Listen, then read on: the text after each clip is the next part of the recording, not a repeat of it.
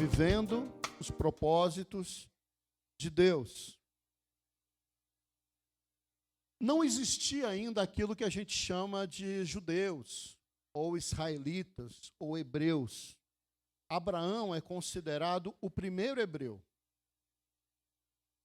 Deus olhou de uma maneira especial para a vida de Abraão, quando ele ainda morava na região de Ur dos Caldeus, que é mais ou menos onde fica o Iraque hoje. E Deus escolheu Abraão num momento em que ele estava extremamente próspero, extremamente rico e bem constituído naquela região. Deus escolhe Abraão e fala diretamente a ele essas palavras que nós lemos aqui no livro do Gênesis, né? Então, sai da sua terra, do meio dos seus parentes, da casa do seu pai, e vá para a terra que eu te mostrarei. Deus ele faz um convite a Abraão para sair da sua região de conforto, de segurança, onde ele conhecia e tinha certeza ali do que fazer, o que não fazer, e chama ele para algo desconhecido, para viver pela fé. Então nós vamos falar sobre viver pela fé. E além disso, Deus continua prometendo a Abraão que faria dele um grande povo e que a descendência dele seria abençoada. Então Deus também chama Abraão para ser fértil. Para ser fértil. Lembrando que até então nem filho ele tinha, apesar de ser de uma idade já avançada. E Deus continua prometendo para ele que andaria com ele, né, que abençoaria ele, que amaldiçoaria os que o amaldiçoassem, e que através dele seria bendito todos os povos da terra. Ou seja, Deus também chama Abraão para andar com Deus. E essa chamada de Deus para Abraão é a mesma chamada que ele tem para você hoje. É a mesma chamada que ele tem para mim hoje. Nós somos chamados, né, para ter uma vida de fé, para sermos férteis e para andarmos com Deus. E eu quero pensar nisso junto com você nessa noite. E uma coisa interessante é que muitas vezes... dá certo, que bonitinho. Opa, errei. Muitas vezes Deus muda a nossa história quando a gente nem imagina. Quando a gente nem ainda mensura possibilidades.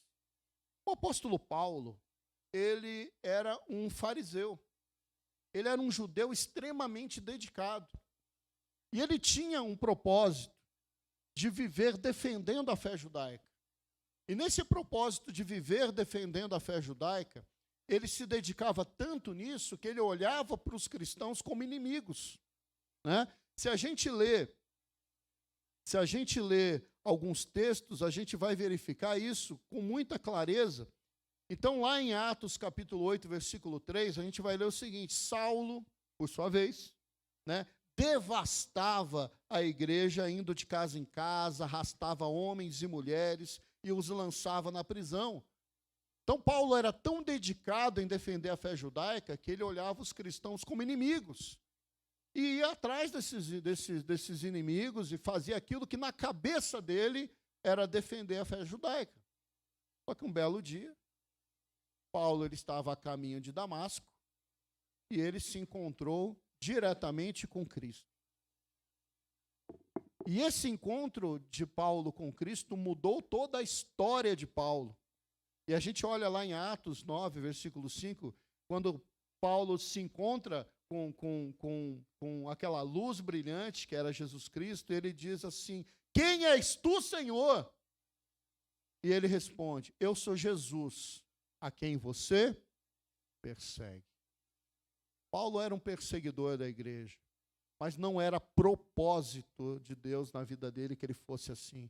O propósito de Deus é que Paulo fosse o apóstolo dos gentios, aquele que levaria a palavra de Deus para outras regiões, para fora ali da Judéia. Né? E lá em Gálatas, capítulo 2, versículo 20, quando muitos anos se passaram, agora Paulo passou de perseguidor para perseguido, ele escreve para aquela igreja já ancião e diz assim: Fui crucificado com Cristo, assim já não sou eu mais quem vive, mas Cristo vive em mim. A vida que eu agora vivo no corpo, vivo-a pela fé no Filho de Deus, que me amou e se entregou a si mesmo por mim. Então Paulo, ele tinha um propósito na cabeça dele, mas Deus tinha outro. Provérbios vai dizer isso, né? Muitos são os intuitos, as vontades, os projetos do nosso coração, mas de Deus vem aqueles que são perfeitos. Quantas vezes a gente faz planos, né?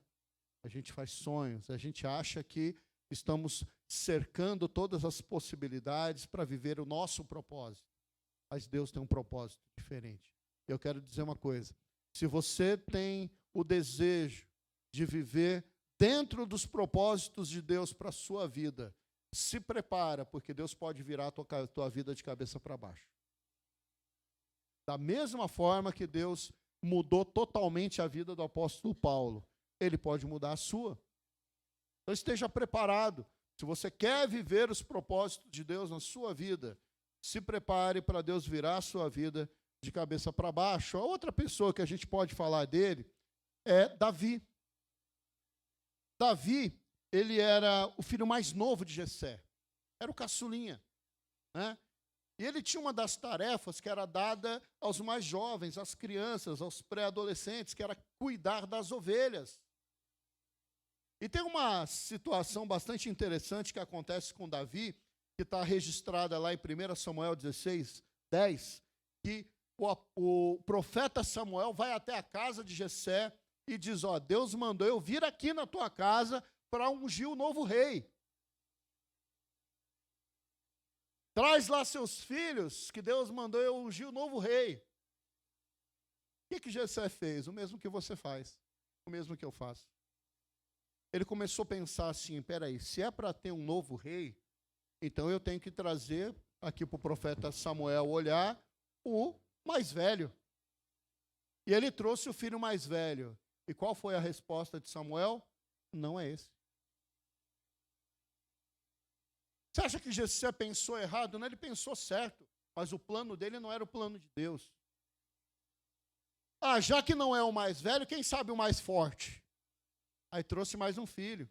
E Samuel olhou para aquele menino grande, forte, e falou: não é esse. Bom, se não é o mais velho, não é o mais forte, quem sabe o mais bonito? Aí trouxe um bonitão. E o profeta Samuel olha para e fala: não é esse. E quando terminam os filhos, o profeta fica confuso, porque Deus tinha dito que seria um dos filhos de Jessé. E aí ele pergunta: não tem mais nenhum filho? Não tem mais nenhum filho? Né? Jessé falou a Samuel, Jessé levou a Samuel 7 de seus filhos, mas Samuel lhe disse: o Senhor não escolheu nenhum deles. 1 Samuel 16, 10. 11. Então perguntou a Jessé: estes são todos os filhos que você tem? E Jessé respondeu: não, ainda tem mais um, caçulinha lá, mas está lá no campo cuidando das ovelhas. E Samuel disse: então traz ele aqui. Às vezes as pessoas querem carimbar na tua testa alguma coisa. Ah, esse aqui vai ser isso, esse aqui vai ser isso aqui vai ser esse outro. E a gente normalmente é classificado pela aparência e pela forma que as pessoas, os homens, nos olham. Mas Deus não olha como olha os homens. Deus pode converter até o mais duro dos corações. Deus pode transformar em sábio até o mais tolo dos homens, porque Deus faz como a gente não faz. E Deus não escolheu o mais velho, nem o mais forte, nem o mais bonito, talvez nem mais o mais inteligente, mas Deus escolheu um homem que estava no coração de Deus. Deus escolheu Davi. E se nós olharmos lá em 1 Reis 2, 10, então Davi descansou com seus antepassados e foi sepultado na cidade de Davi, depois de ter reinado em Israel por 40 anos. Aquele menininho mais novo, cuidador de ovelhas, talvez pensava assim: ah, eu vou cuidar das ovelhas do meu pai. propósito dele era agradar o Pai, mas o propósito de Deus era que ele reinasse em Israel, ou sobre Israel, por 40 anos. E eu quero te perguntar, será se você está no centro do propósito de Deus para a sua vida? Será se você está fazendo aquilo que Deus quer que você faça na tua vida? Será se verdadeiramente você já escutou a voz de Deus e você está caminhando naquilo que Deus quer para você? Porque por mais que a gente faça planos, meus irmãos, Deus é que sabe qual é o plano perfeito para nós. Tem um outro personagem bíblico, é Pedro. Pedro, ele era pescador. Mas ele não era um pescador qualquer. Pedro, ele era um empresário da pesca. Pedro tinha o seu próprio barco. Pedro tinha sócios. Ele vivia daquilo, ele sustentava a sua família com a pesca, né? Com todas as dificuldades que qualquer empresário tem hoje em dia, ele tinha na época dele, com impostos, contratando funcionários, tinha dia bom de pesca, tinha dia ruim de pesca, mas ele colocou na cabeça dele que ele seria pescador na Galileia, que ele viveria como pescador. Até que um dia Jesus resolveu transformar o barco dele num púlpito. Ei, me empresta esse seu barco. Tá bom, senhor, pode pegar. Afasta o barco aí. Pedro foi lá, afastou o barco. E Jesus ficou a tarde inteira ali pregando, sentado no barco de Pedro. Quando Jesus termina de pregar, lá em Lucas 5:3, a gente vai ler uma coisa interessante. Entrou num dos barcos que pertencia a Pedro e pediu-lhe que afastasse um pouco da praia. Então assentou-se no barco e ensinava o povo. Tendo acabado de falar, Jesus disse a Pedro: vá para onde a água é um pouco mais funda e lance as redes para pescar. Versículo 5, Pedro respondeu: mestre, nos esforçamos para pescar a noite inteira e não pegamos nada. Nada. O que está acontecendo aqui é aquele diálogo de um leigo com um profissional, né?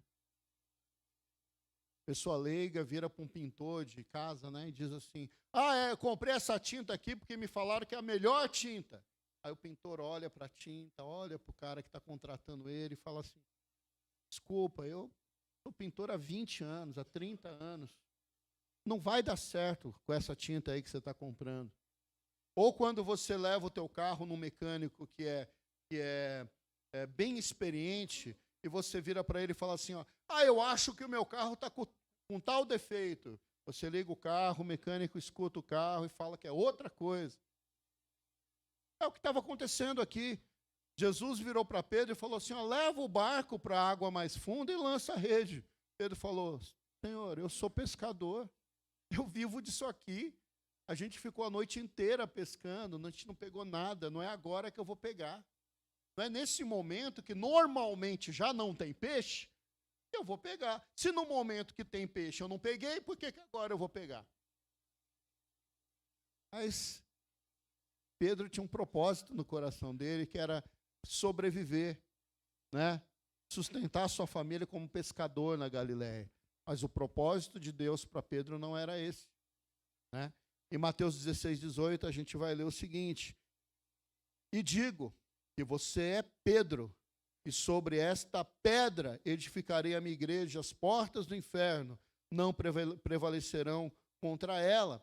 E no versículo 19 a gente vai ler: e darei a você as chaves do reino dos céus, e o que você ligar na terra será ligado nos céus, o que desligarem na terra será desligado no céu. Pedro se tornou depois o grande líder da igreja cristã em Jerusalém, ao ponto de muitos acreditarem que até a sombra de Pedro era capaz de curar. Lança o barco mais para trás, na água funda.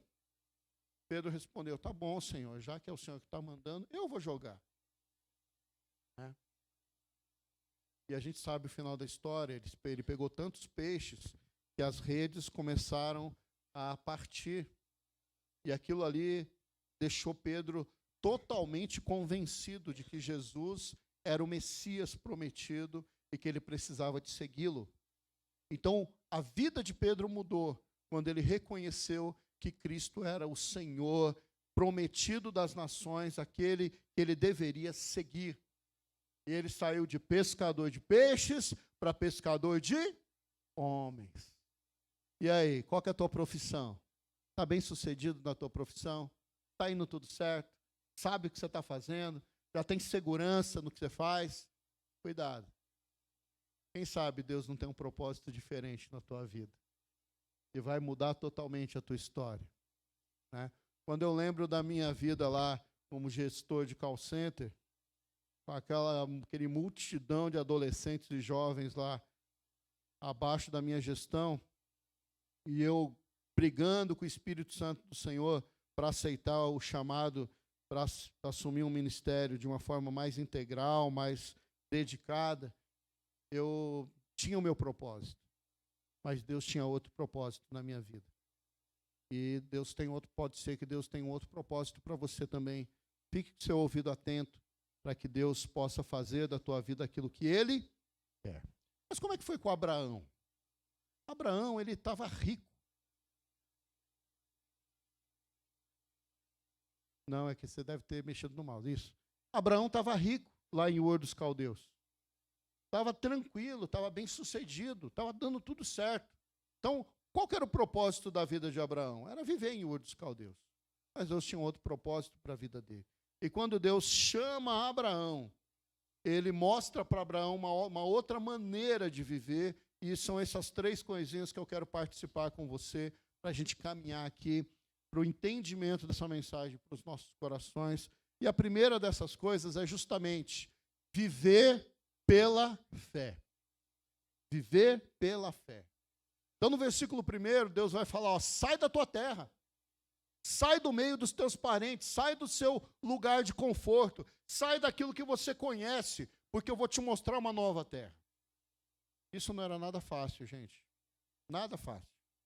Abraão teve que, provavelmente, dispensar um pouco dos seus funcionários, teve que juntar comida para a viagem, teve que escolher qual parte do rebanho ele iria levar, e ele partiu para uma região que ele não conhecia.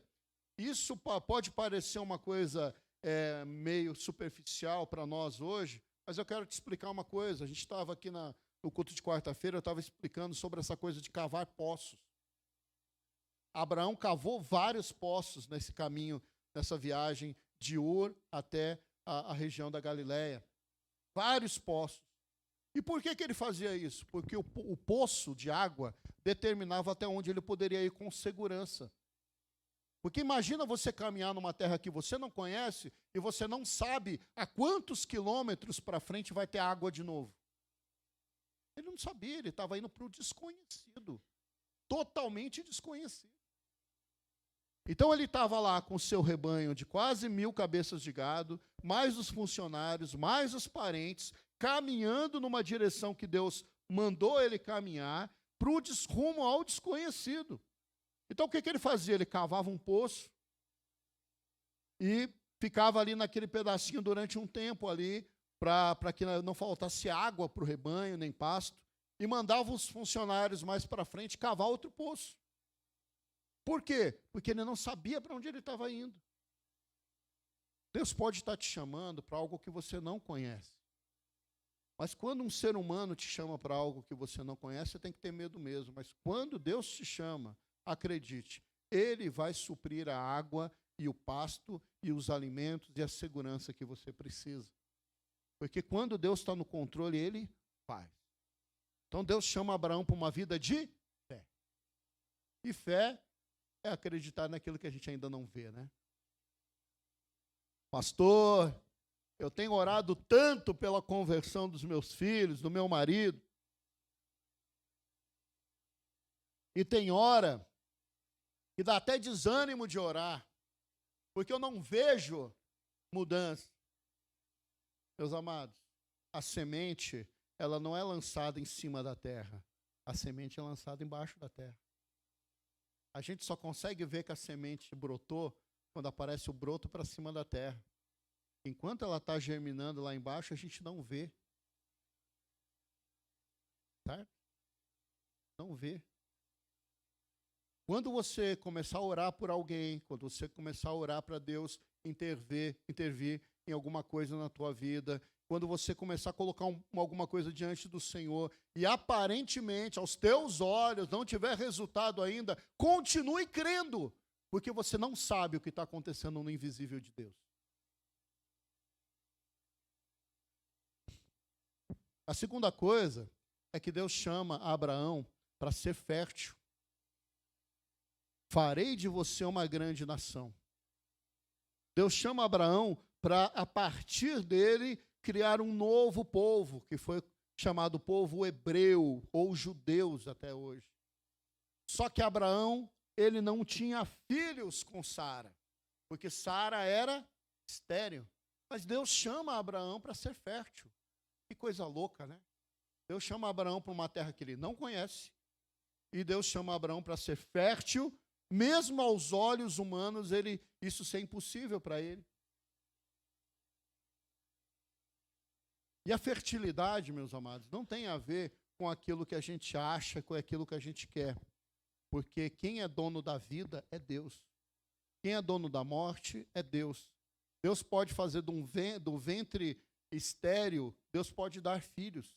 Deus pode fazer você prosperar no lugar onde você está, talvez há anos, e não é reconhecido. Deus pode começar a mudar a história da tua família, mesmo você achando que não tem jeito mais, porque quem dá a vida é Deus que te faz fértil. Não era Abraão. O que fez ele fértil foi o querer de Deus na vida dele. O querer de Deus na vida dele. E a gente sabe o final da história, né? Então Deus deu um filho para Abraão, mesmo na velhice, e ele pôde contemplar a sua descendência crescendo, multiplicando na terra. Se a gente for falar para a nossa igreja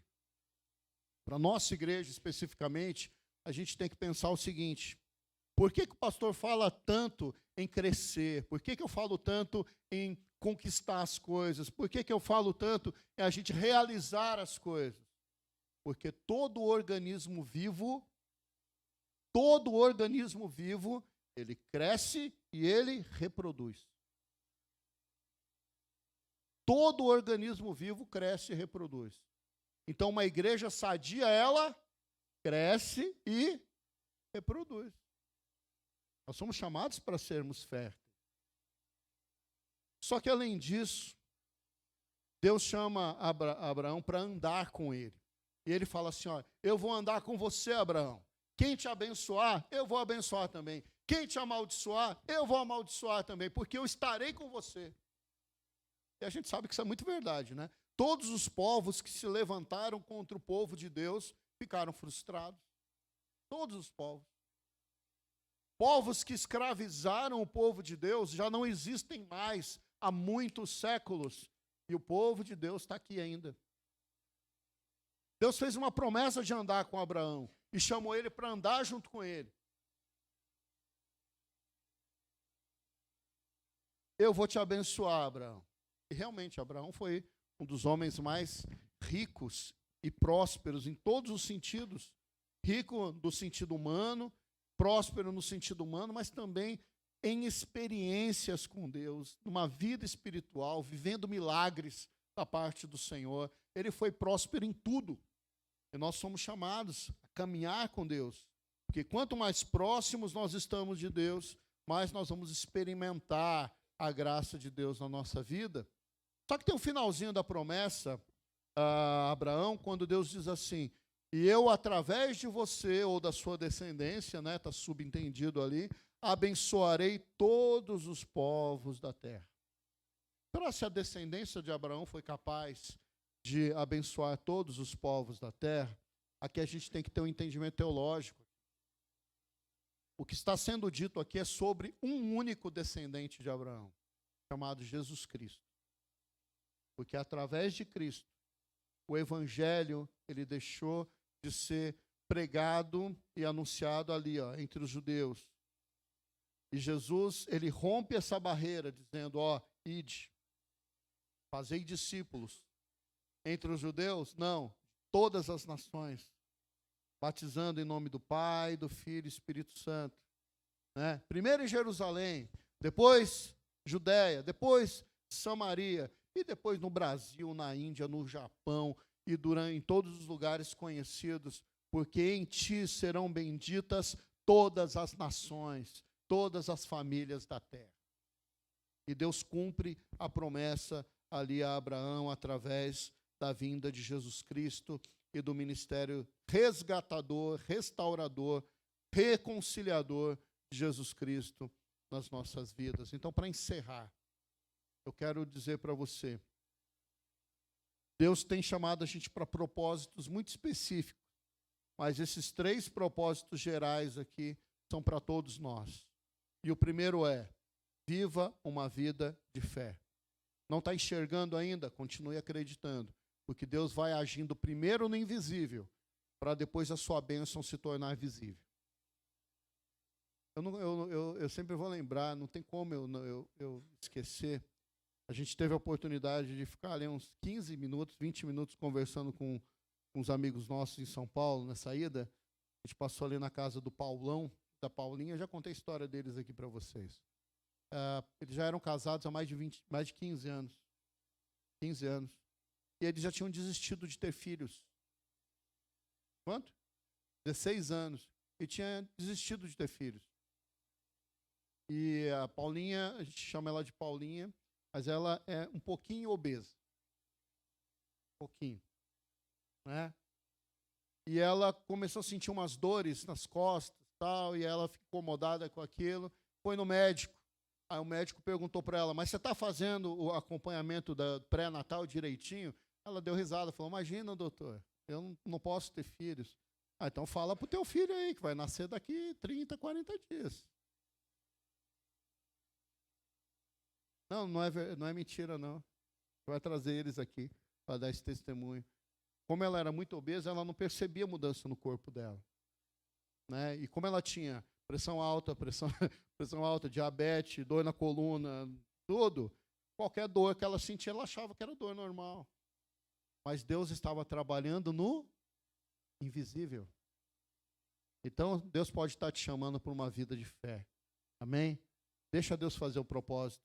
A segunda coisa, Deus está te chamando para ser fértil, né? Para você produzir vida através da sua vida.